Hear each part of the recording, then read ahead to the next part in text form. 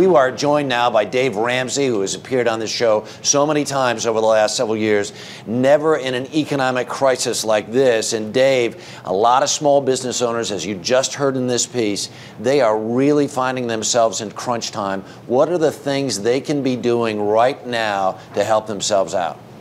Well, the small business owners that are in construction, like the piece was just on, are the ones that are been hit the hardest.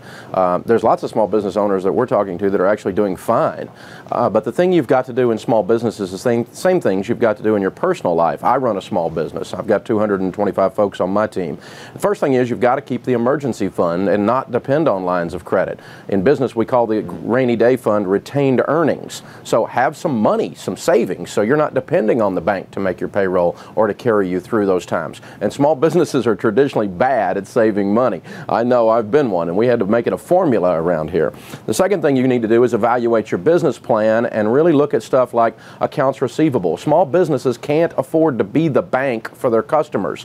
And so you've got to shift to where you've got different terms on the business you put out there, like for instance deposits up front or prepaying for the hardwood floor job or those kinds of things, rather than letting somebody ride you for 45 or 90 days and that causes you to have to lay people off. And that's really tough. But terms are big around here because I don't want to be somebody's bank.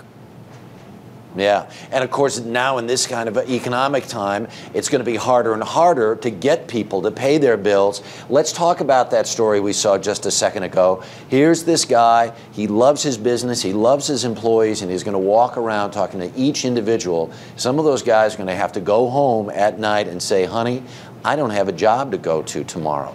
What do you do in a situation like that? How does a family cope in a situation like that?